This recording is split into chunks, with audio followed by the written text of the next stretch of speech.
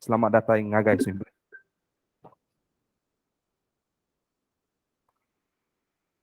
Joining us online today is Mr. Noor Ahmad Hamid, Chief Operating Officer at Malaysia Convention and Exhibition Bureau, where he is responsible for enhancing strategic direction, community collaboration, and operational processes. Mr. Noor is a highly regarded and well-respected figure who is at the forefront of the international business events and tourism industry. Throughout the past 35 years of his career, he has been the driving forces behind many projects, both local and international. His knowledge and expertise are sought after by many associations, business entities, and governments. Tuan Noor, selamat datang ngagai Swinburne. Terima kasih. Together with us here physically is Madam Audrey Wan Ulo. Madam Audrey has a bachelor degree in economics and business finance degree from University of Brunel, West London. Madam Audrey is currently the president of Sarawak Tourism Federation. Madam Audrey has over the past couple of years been promoting Sarawak to the French leisure market through a dedicated website that she has collaborated with some French-speaking partners residing in Kuching. In 2014, Madam Audrey was appointed by the French Embassy Kuala Lumpur as the honorary French consul in Kuching. Puan Audrey, selamat datang ngai Swinburne. I'm also privileged and happy to join the panelist delegates together here today, alongside with Mr. Noor and Madam Audrey. I'm presently a senior lecturer and director for Business and Social Innovation Center at Swinburne, Sarawak. I have been actively involved in research in the areas of marketing and tourism. Thank you. We will start off the event this afternoon with the welcome speech from Professor Ida, Dr. Ida Fatimati bin Adi Badiuzzzaman, Executive Dean Research, Swinburne Sarawak, followed by a welcome speech from Professor Andrews, Editor-in-Chief of IJBEL. We will then continue the event with the panelist roundtable discussion led by Prof. Andrews and question and answer sessions afterward. At the end of the event, we would like to introduce as well the next IJBEL studio. After the event, I would like to invite all of you to stay back for a group photo session and inviting all of you to attend as well the next event organized by School of Research, Swinburne Sarawak, entitled UIC Connect Series, Breaking the Norms in IT Industry at B004, which is located on my right-hand side here. From 3 to 4 p.m., the talk will be featuring Mr. Melvin Ong, the co-founder of Karuna Sarawak. Mr. Melvin has been instrumental in e-commerce activities, whereas his organization is among one of the earliest partners of Groupon and Lazada. All of you are welcome. Without further delay, without further ado, I would like to invite Professor Ida for her welcoming speech. Prof. Ida, the stage is all yours.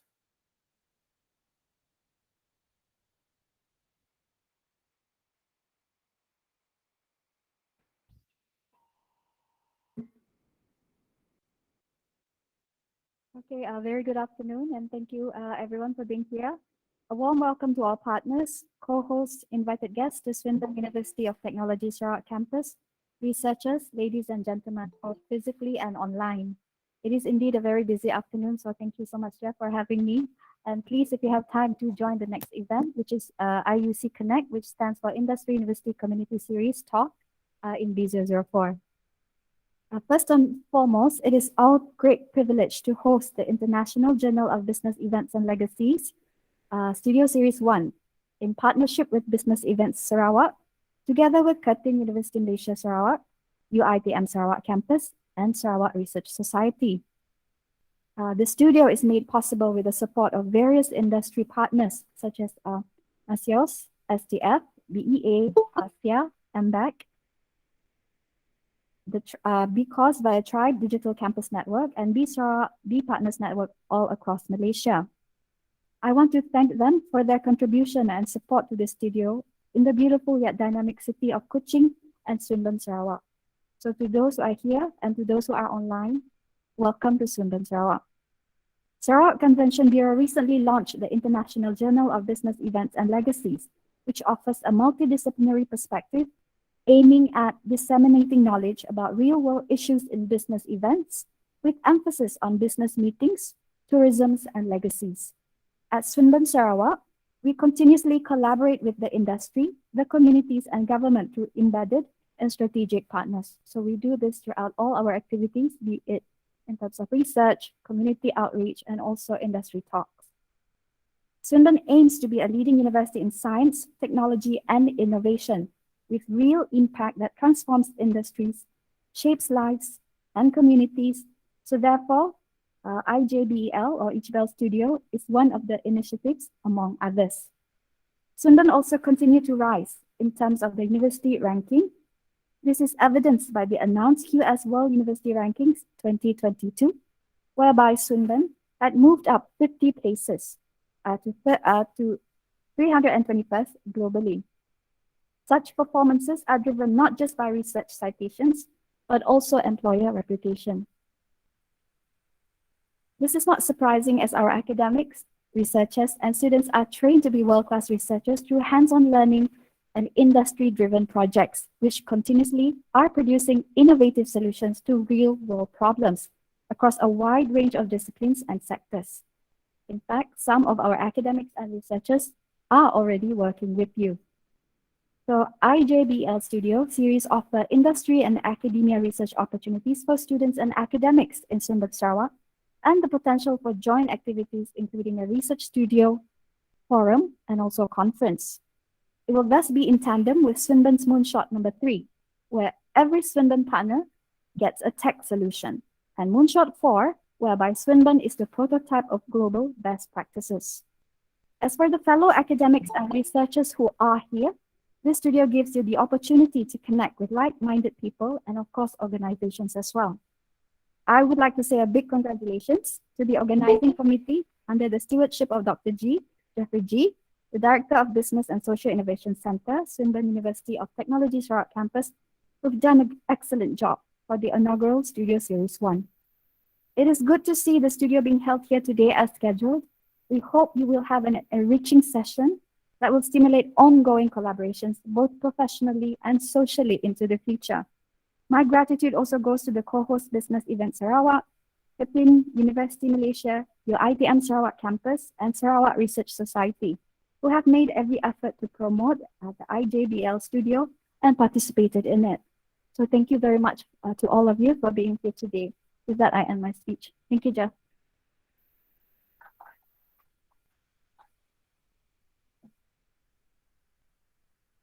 Thank you, Professor Ida, for that wonderful speech. Without further ado, I would like to invite Professor Andres for his welcoming speech and to start this afternoon studio.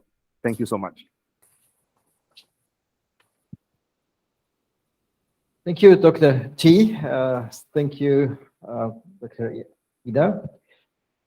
Thank you for being the host of this first so-called IJBEL studio. I'm currently the editor-in-chief of the journal that is behind the entire project. And briefly to explain why we are here is a journal, a traditional journal, even if it's online, published rapidly, digitally available, is only one form of delivering new insights, exchanging thoughts between industry and academia. And I say it has been the traditional way of knowledge dissemination, how we call it. But we believe that currently in the 21st century, universities and also industry professionals are looking for other forms of knowledge exchange. And one form, and we learned that, I think, very impressively during the pandemic, is to come together, whether physically or via online platforms or media, sit together for not too long. We don't need a full day or days of conferences and so, but to have a condensed, a compact time to interact and to share that. And this is the wonderful thing. The audience here is not completely full, but I welcome really many more colleagues, people, I don't know exactly which countries they come from, who can share.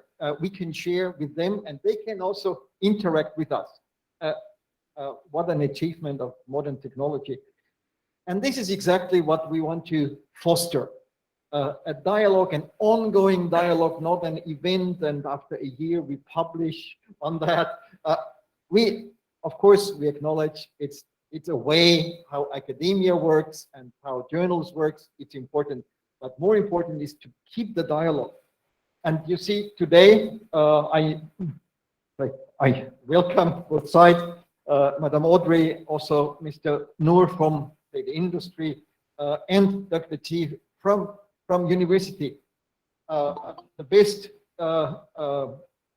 sign already for collaborative attempt, not industry on one side, one event, academia separately and in a different room, right? So this is the spirit, the idea behind this studio, which is the first of its kind, and we will continue regularly, at least once a month or twice a month. And I also appreciate and thank already that Swinburne is one of our partners in this venture, joined within a very short time to prepare and to reach out, invite people, and invite us for this event. And we will continue in the same direction with Swinburne and with other partners.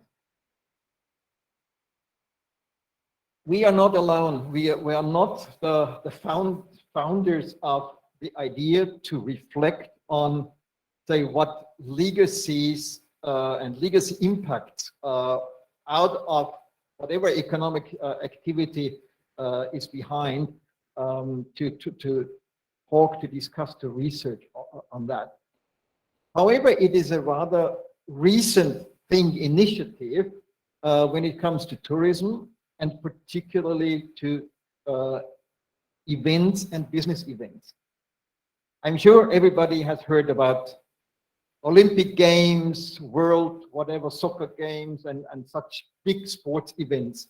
Here, it has a longer tradition that the organizers, media, governments are interested to see, okay, what's behind and what's beyond the event itself.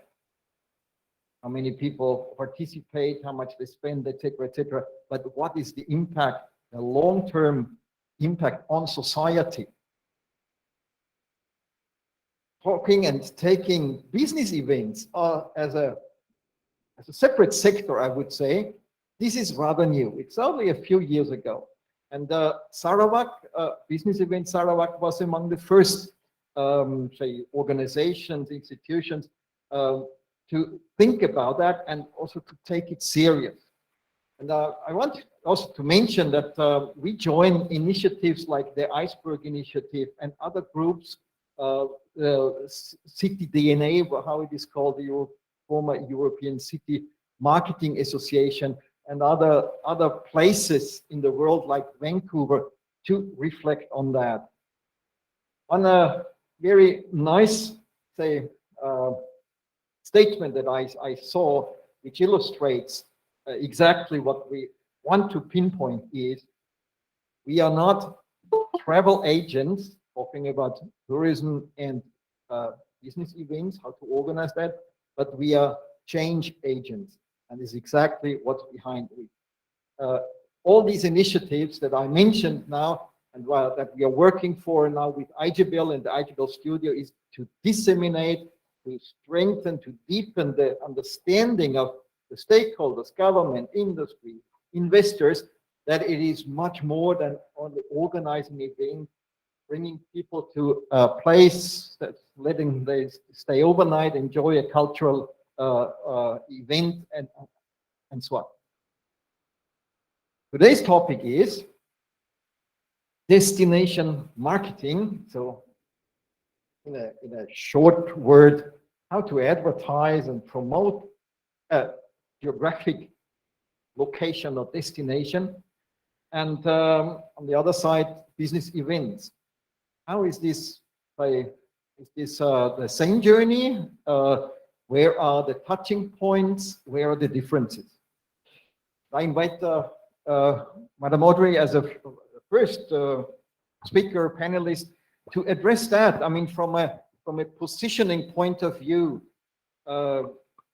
do those two party stakeholders work towards this in the same direction, or do they have to keep different concepts in mind?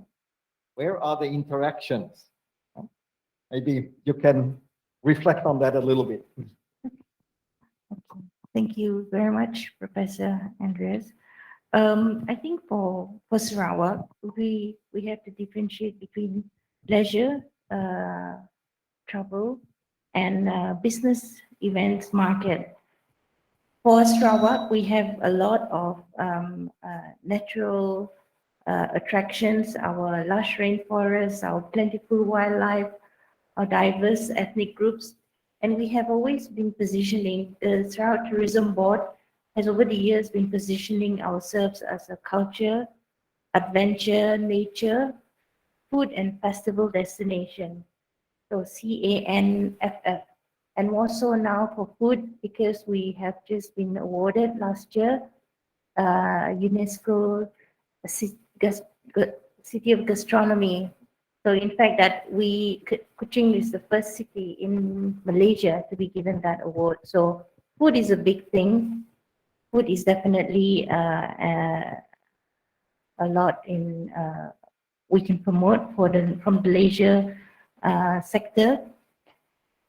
We have always been, the Sarawak Tourism Board has always been promoting Sarawak more to discover, and especially now as we are coming out of the pandemic, as all the borders are open, we do not see the numbers of people coming in as it was pre-pandemic. So our focus is very much now on domestic tourism, and the government has always been focusing on developing sustainable tourism growth in the state. So, and we must not underestimate the importance of tourism contribution in Sarawak. It's pre-pandemic, it was estimated to contribute to about 15% of Sarawak's economy.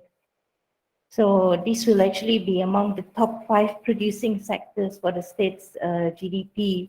So that is something which is quite important. And I think that also another way that we are positioning ourselves is also to share the many, many possibilities of leaving lasting legacies through the various business events that are happening here, be it through the corporate social responsibilities, that the events, most events that are corporate events that are happening here, they will always tie up with corporate social responsibility projects. They collaborate with the Sarawak Forestry Corporation, Sarawak Biodiversity Center. So all these are actually very useful research opportunities which the state can benefit in. Yeah. Okay. Thank you for the first statement, giving also already a bit of scope, the positioning of Sarawak. May I ask back, in what area you think this positioning goals and the marketing campaigns and so helps most for attracting business events to Sarawak? Well, I think if people want to come here and they want to have their events here, hold their events here, the allure, even for someone to say, let's go to Borneo to have our conference in Borneo, you know, that's something very exotic, and that is, I think that it's also a very strong selling point for us. So that's how that's part of our branding. And a lot of people, they have not heard of, sometimes never even heard of Sarawak and Malaysia, but Borneo, there's something about Borneo that is very enticing to them. So I think that, that is also one important point there. Yeah, thank you. I pass on the similar or related question to what our expert today here, Mr. Noor from Malaysia Convention. How do you see that from convention, attracting conventions to Malaysia and also to Sarawak, particularly if we try to get a little bit closer or deeper in this stuff when it comes to domestic versus international market, or attracting domestic conferences versus international conferences. Is there a difference on how to market, how to attract, particularly when in terms of positioning? What is the USP? You know? Yeah. Okay. Thank you. And first and foremost, thank you to Swinburne University for having me. I must apologize that I'm not able to be there in Kuching in person. Definitely, Kuching is one of my favorite destinations, and that I like to go at any time that I will be able to do so. But unfortunately, I'm still stuck with the virtual world joining you today. That is actually a very short but difficult question, really. But again, when we talk about positioning, if I may very quickly, is that I think we need to look at what positioning is all about, especially in the context of business event. Because as you mentioned clearly, we are not talking about leisure tourism, we're talking about business events. So we have identified the two market segments, or the two different sectors, leisure tourism and business event, as two different items. So positioning, I think, is very important for us to note that firstly, for any destination to be competitive, you need to have a clear competitive edge. Therefore, your messaging, when you do your product positioning or service positioning, has to be very, very super clear. You need to define what are the product and services that you're going to offer to your clientele. And number three, you can also be a bit more creative in creating what I call a perceptual positioning. For example, like, Audrey was mentioning that when you said Borneo, Sarawak, it sounds exotic, but you can also create a perception to the audience of what or how you want them to think. In the case of what being said is promoting Sarawak as Borneo, that means something's very exotic, very elusive, and people want to go. But then when we come to the question of what you've just asked, in which respect Sarawak positioning has to be different between the domestic and international market, I think this is a very prevalent question, especially that now in this competitive world, anything that we do in terms of positioning and marketing has to be super targeted. In that regards, we cannot take for granted just because they are domestic business event entities or delegates coming to Sarawak, we would say that, oh, they know Sarawak. We need to really study the background, who are our client coming to the event or business event activities in Sarawak.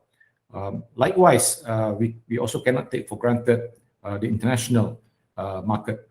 Therefore, I think to simplify this, perhaps if I may, I think we need to look at three key areas.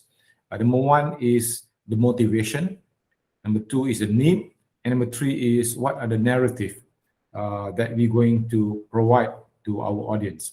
Therefore, I think what Sarawak has done, for example, again, what Audrey has mentioned, to sell as Borneo Sarawak, I think that works very well for the international market. But then when you talk to the domestic market, then whether that will rhyme well or not, because the Malaysian, for example, coming from Kuala Lumpur, I would not say Borneo as a great appeal as compared to the international audience. So we need to be a bit careful in that respect. Therefore, we need to look back at what are the motivation, the need, and the narrative. I hope that makes sense in my quick answer. Thank you, Mr. Noor. I have a follow-up question. Yes. I mean, for you and for Madam Audrey to comment on that. Which are currently the strategies, the priorities to encourage, to promote business events for Malaysia, maybe for Malaysia and also for Sarawak? Maybe there are different strategies. May I ask you first, Mr. Noor, to follow up, and then I hand over to Madam Audrey. Okay, I think the current priorities and strategies that are being used by Sarawak State, because I'm quite close with almost everyone at the Business Event Sarawak team. They are a fantastic bunch of people there with crazy and creative ideas, I must say.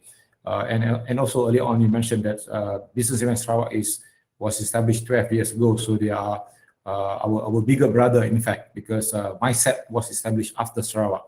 So I think that's an advantage that Sarawak has, because Sarawak understand the importance of the business event activity in itself.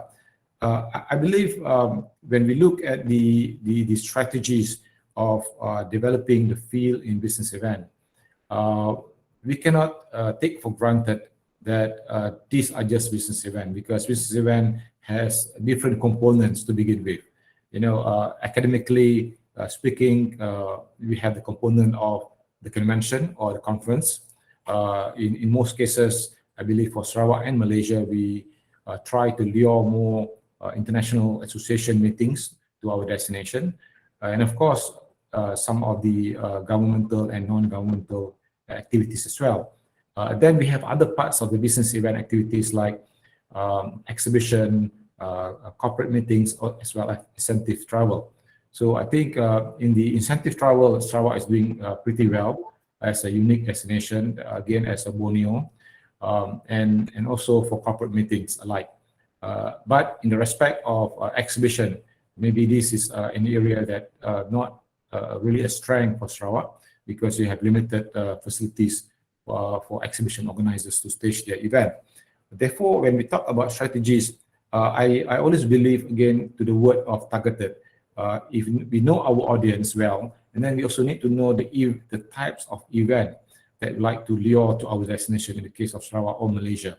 So we can't do really what we call a mass marketing.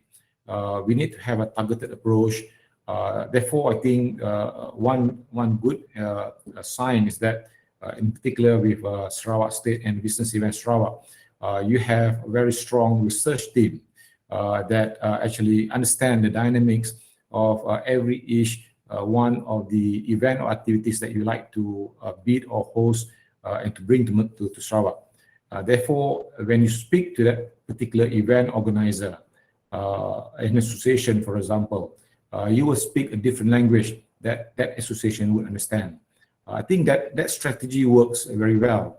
And I've seen again and again, Sarawak has actually gone out to bid some of the top destinations in the world when it comes to whether it's a regional or international conferences. I think that formula and that strategy works well. But again, I must warn not only Sarawak but also Malaysia, because just yesterday we had a Malaysia Business Event Charter activity in KL. The dynamics of the competition around the world has changed dramatically as we are going into the endemic situation. Things in Europe and North America are becoming very competitive. And while in Asia, we are still struggling because most of the part of Asia are still closed, like China, Taiwan, Hong Kong, for example. Therefore, we need to be mindful of how we chart our future strategies. Thank you. This was quite a full package of various top priorities and fields of say creativity and attention that the industry has to draw. And now I pass back to Madam Audrey. Thank you, Professor. I think what's important is developing our homegrown events. And one in particular, one very, very good example here in Sarawak is the Rainforest World Music Festival. That is a homegrown event that this year, I think it's the 25th year of its existence, although for 2 years, last year we had it organized online, but it started off as an event that had only about 200-300 people, and in 2019 they had well over 24,000 people. So I think homegrown events are definitely one of the strategies that we should look into for developing the School of Business Events in Malaysia. And I know as well that BE Sarawak is super supportive of encouraging homegrown events. I think what they have done as well to highlight the legacy impact of the conference, because it's not just a conference and we'll go off what happens after that, the research, the benefit to the state, that is the very important part.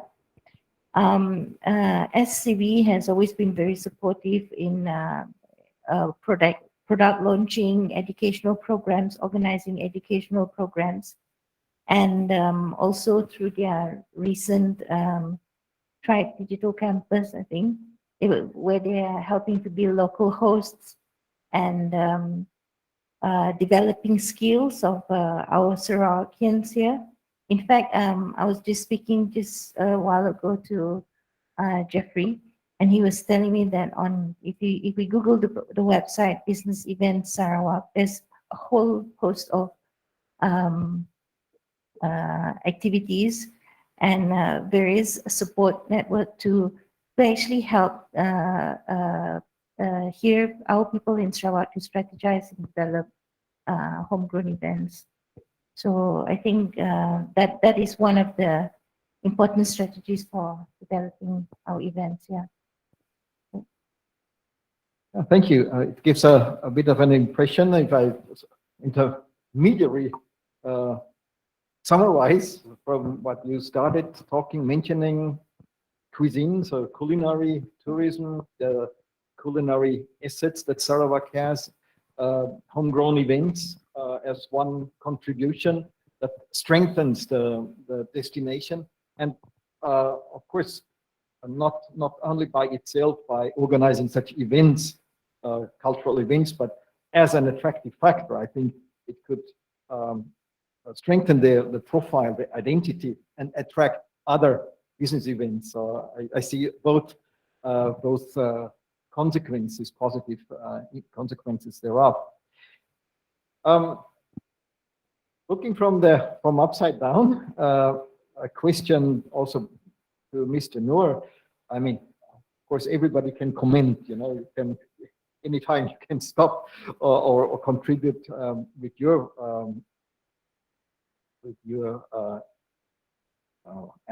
aspects and opinions. But what are the threats? What are the weaknesses when, say, investing, promoting into business events for a destination? First, maybe Mr. Noor, are there any? I mean, maybe it's a silly question, but are there downsides? If you specialize into this type of event business and tourism. It is actually very difficult to think of a downside of the tourism operation, because tourism is an industry recognized worldwide that not only provide economic contribution to the society, but also create jobs, enhance the development of the community, and so forth. However, I would say that this has been said again and again, that probably the downside would be the societal impact that might be brought by the international travelers or tourists to the destination. We have seen in some areas this has been quite profound. And secondly, we also look at the nature and the sustainability impact that tourism, the over-tourism can create. So I think in a lot of parts of Sarawak or Malaysia, for that matter, we always believe that, especially when we talk about adventure tourism, there's always a carrying capacity that we need to be very well aware of. As much as I would not say that the question is a bit tricky or not, but I would say there much more positivity that we look from the tourism industry compared to the weaknesses and threat. But again, we need to look at some areas of concern, as I've already mentioned. I hope that makes sense. Thank you. I mean, of course, we can discuss that and evaluate for hours, right? But a brief statement is okay. Do you want to add on that, please? Yeah, I would look at the challenges that we have in Sarawak. One of it is probably accessibility. Having flights coming in, because you need flights to bring people in to come here. So that is always a challenge for us. And also capacity building especially during the recent pandemic, quite a lot of our manpower and those that have been engaged in this industry were lost to other industries. So even though now borders are open and they say, tourism will start getting back on its feet, it is not as easy as that. Travel agencies are facing issues of manpower. They do not have enough guides. They do not have enough manpower to carry out all the usual activities that they did before pandemic. And now in this new norm, there's a lot of it's just a whole different ballgame that we have from the travel agencies to the tour guides to the transport operators and all that forms the whole big picture of when such they are actually handling all our guests when they come in. It is really it's not as easy as that. They say people can come in now, but it is hardly as it was before. It takes time.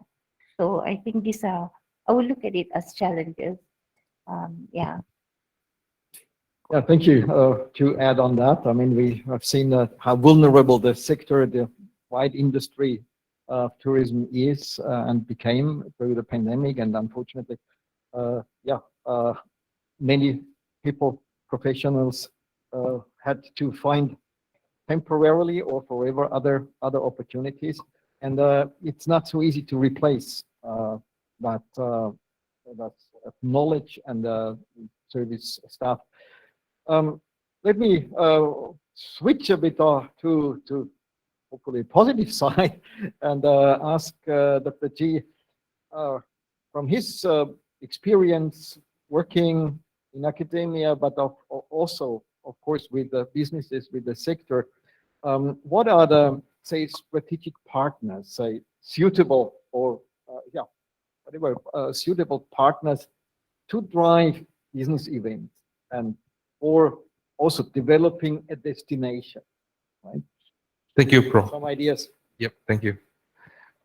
Tricky question, because if I cite one person, another side will get upset. But let's put it in the perspective of what happened the last 2 years. Tourism declined. I think a lot of you have read some reports, maybe hear from the news that tourist visitors have declined tremendously. We're talking about earning in millions to billions, and now we are merely surviving for the last 2 years. So what's happened? So how do we revive? So who is our partners? This is how we see the market today. As a researcher, we tend to go a lot of time to talk to different people, especially the community, and we realize that the best partner that you can work with to build up a destination is the community. All right, you have, of course, Sarawak Tourism Federation, Sarawak Tourism Board, BE Sarawak, and a lot of industry players. They are there. They have some fund, technical support. You have universities that sit there that are going out as well, talking to the people. But who's going to do the job? Who's going to revive the economy? And particularly in tourism sector, it's really the community itself. I just cite one case that I use in my research class, my undergrad class, Saloma Village Day. I think perhaps for some might heard about this. They are located at Anak Rais clusters. Okay, founded by this wonderful lady Saloma, my ex-student. I remember back in 2010, and when she first started off, the idea is to actually have a homestay. And I told her, why homestay? At that point of time, 2010, there's a lot of hype on homestay. Why homestay? And she said that it's a good business, good opportunity. A lot of things can be done. And I told her, if you go and talk to Sarawak Tourism Board, Ministry of Tourism, so on and so forth, they perhaps will tell you that there are very limited support that they can give because you are alone. So what can you do? So she took some time. She go back. Then she come back to me and she told me, sir, I think if I involve the community, it could be something valuable, it could be something tangible. So she started off this idea of Saloma Village thing. All right. So lo and behold, all right, the idea started off and she get a lot of international visitors, and they like the idea of the community are the driver of event or products or services or offerings.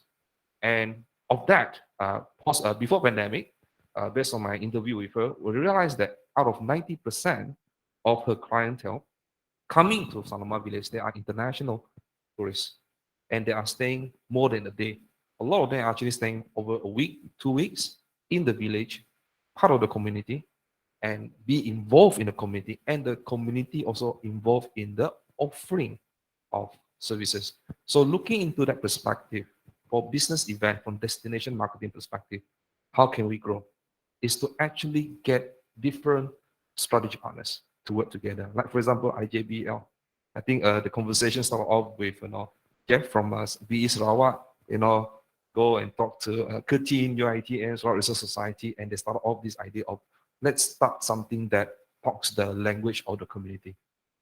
Does it end there? It does not end there, because every partners comes in and tell, you know what, we can do studio, we can do conversation, we can do training. And this is all the things that help us to build out what is business event today. And I believe this will be a game changer in the industry. I'm not sure about Mr. Noor in West Malaysia, but I believe that this is something that Sarawak can drive and perhaps can be modeled against to the different states, not just in West Malaysia, but throughout this particular region, South Asia. Thank you, Dr. T. You combined already, my question with the final round of question that I want to open to everybody here, Mr. Noor and also Madam Audrey.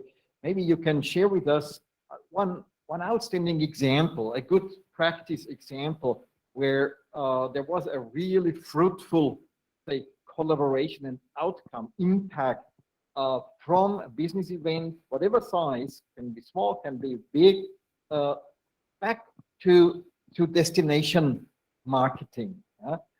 Maybe you can share with us briefly an illustration, an example, maybe from Malaysia, from Sarawak. Mr. Noor, any highlight? At the top of my head, maybe I would not use Malaysia as an example first. Maybe I use another destination. I think some of the profound relationship that I've seen in terms of destination marketing to business event is that which done very cleverly is by Australia. A lot of destination in Australia has provide that link to signify the Australian Aborigines and natives of the land to the business event activity. Therefore, even when you're attending a business event activity like a conference, you're served with local delicacies, locally grown by the native, and getting the native involved. But then when I say that, that also sounds like that's being done in Sarawak and also in Malaysia. So I think that is one good way to illustrate that. But if I can use an example in Malaysia, I think in 2019, just before the pandemic, Malaysia hosted the International Soroptimist Congress. Delegates having their event in Kuala Lumpur. But the outreach that they did includes providing the support and CSR to various villages around Malaysia, not only in Peninsula, but also in Sabah and Sarawak. So I think that part of example, I think makes sense for this particular question then. Thank you. Thank you. I hand over to Madam Audrey. Thank you, Mr. Noor. It's interesting that you mentioned Soroptimist, because I was just about to mention that I'm actually a member of the Soroptimist International Kuching. It is a federation, international federation, various clubs around the world, and it champions the cause of women and young girls. And this is something which I was also very passionate about. In fact, Professor Ida's mother was Dato Sri Fatima, our very loved Minister of Women and Welfare here in Sarawak, was very supportive of this event. And actually through BE Sarawak, they also gave a lot of support. I was actually the organizing chairman of this event in 2008, 16, and we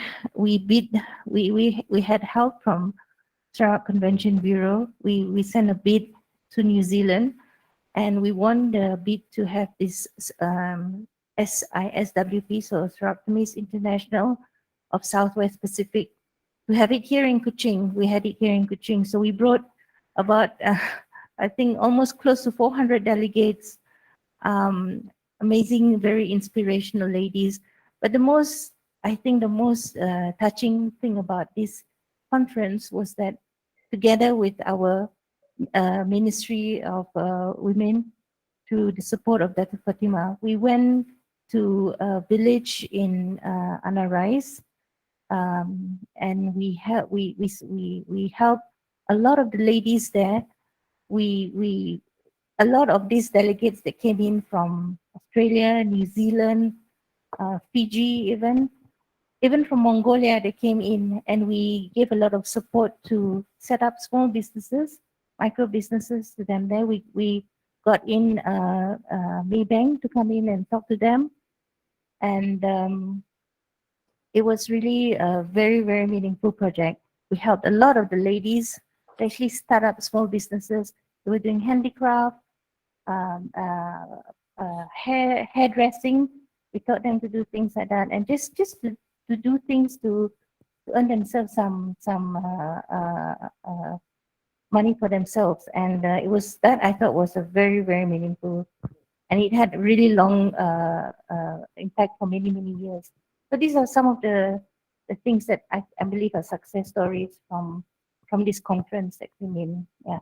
Thank you for that illustration. It's if I try to generalize, but what's by this example, what we can see is this multiplier effect, which probably by other instruments and activities could not be achieved. Yeah? It's so conferences bring people together, right? Nowadays, virtually, physically, share things, do things together, go into the communities partially, not only sitting in conference rooms. And I think this is the interesting challenge and opportunity, right? To go beyond. It's similar like in universities where we have our classroom settings, and still we always consider taking students out beyond that setting and only textbook exercises, right? Because we believe and are convinced that it has an impact, it has an effect, a different learning experience, different exposure.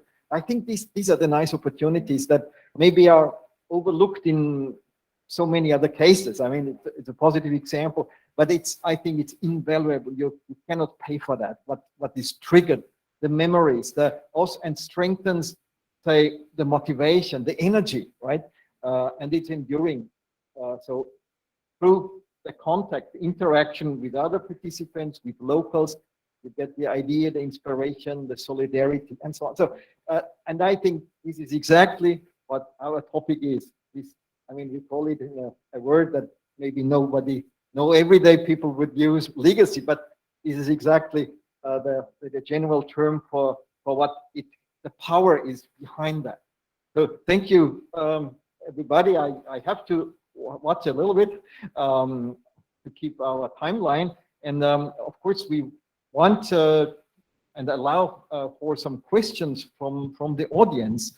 The audience here from the room, we have more than 40 participants online. So whether you want to type in, you can also kind of raise the hand and speak in the microphone, or take the opportunity here in the room if you have questions or comments on our topic today. So now it's the opportunity. We have a few minutes left. Is there any any brave to break through with the first question or comment?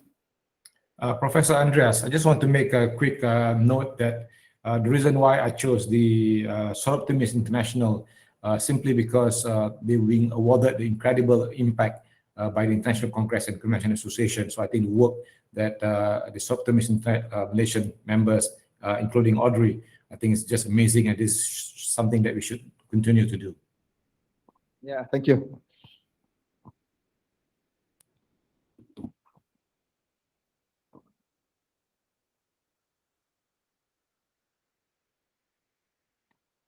My name is Please, Dr. Job.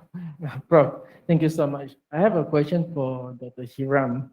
Maybe to share his experience of starting up the Sarawak Research Society. Is it okay, Dr. Hiram?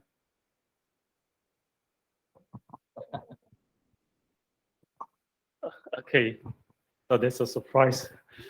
To keep it short and brief, we felt as academics, researchers, we need to do something beyond the boundary of the university. And we need to work together with different stakeholders, especially those in the industry, associations, and even the local community members.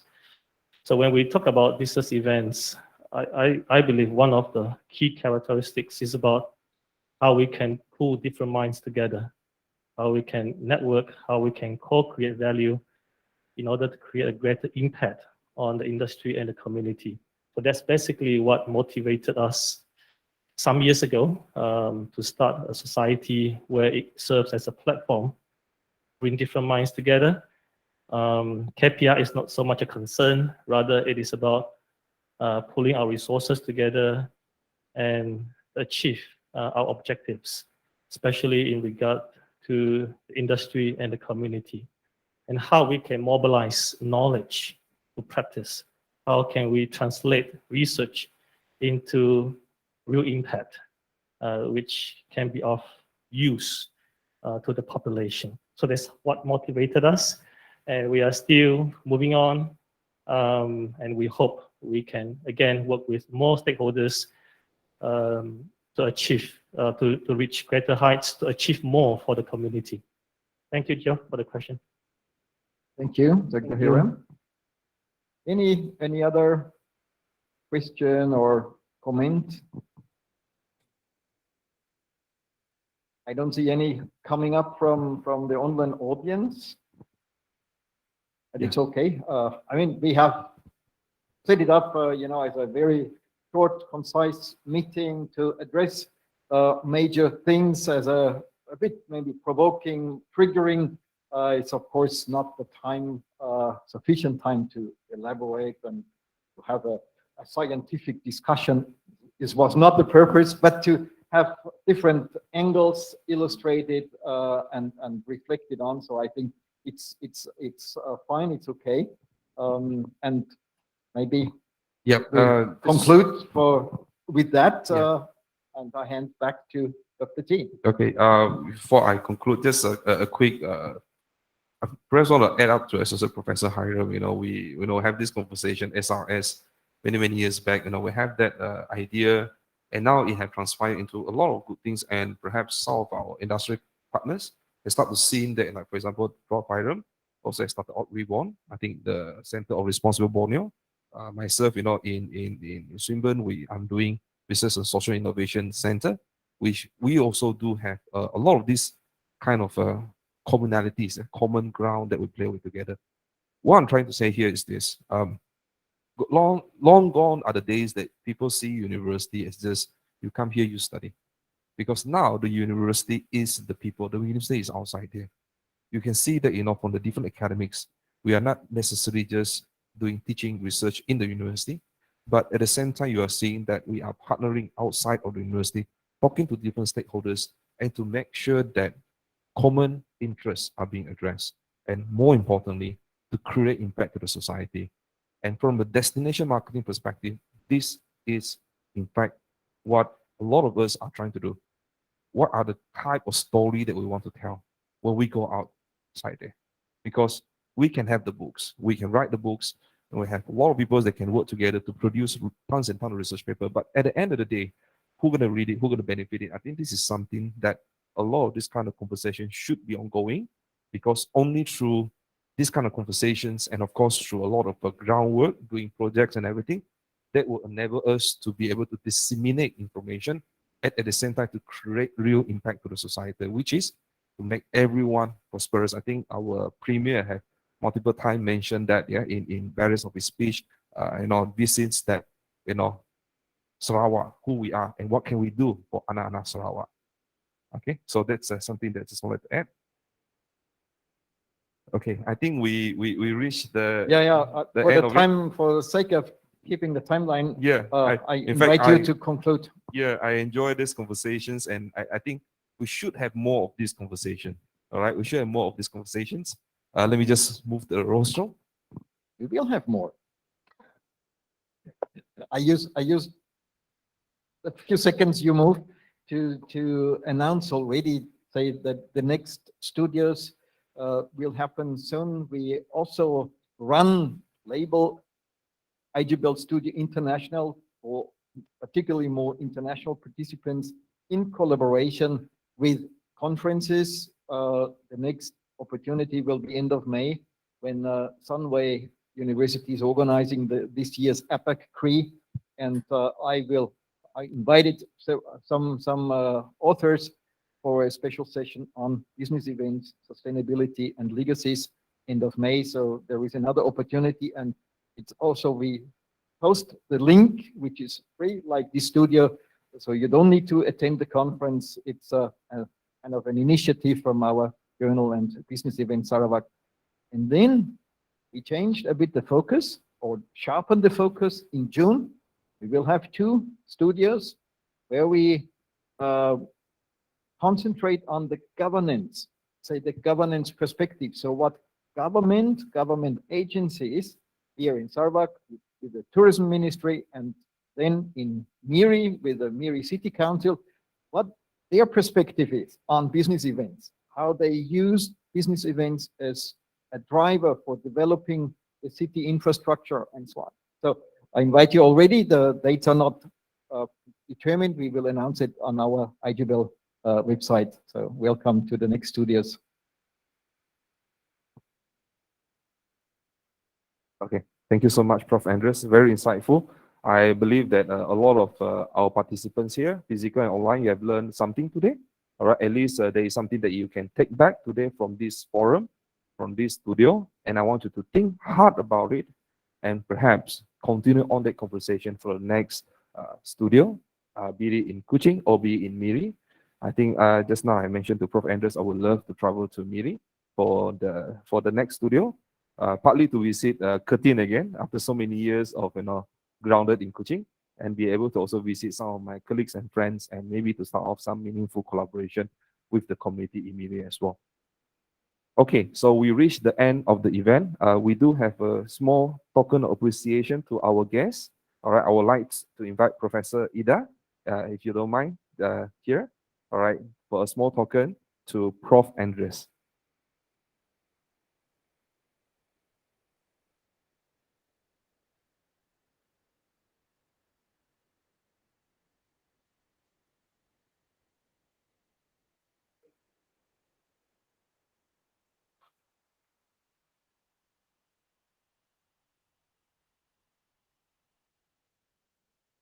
Not to forget also to Madam Audrey.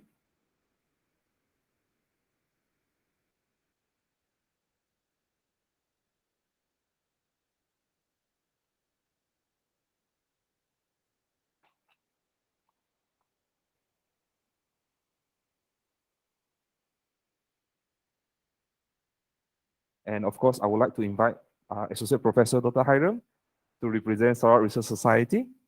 Prof. Hiram.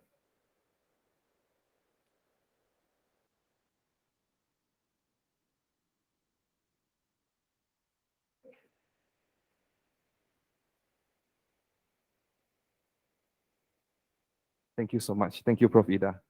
For this, I would like to conclude this event, this afternoon event. We do have another event. Also, Prof. Ida will also be chairing the other event. So do join us after this. Before you leave, we would like to take a group photo. We have a very nice backdrop by by Business Events Sarawak. So please, if you don't mind, just move a little bit down here so that we can take a big photo together. And later on, we will also post it in our social media. So guys, do move on, all right, to that side, all right, to that side, so that we can take a side photo a little bit. So Jeff, maybe you can help to arrange a little bit. Thank you. Thank you. For those who are joining us online, it's really privilege to be able to host you. And thank you so much. See you in the next IJBEL Series 1. Thank you. So let's take a group photo before we end the session.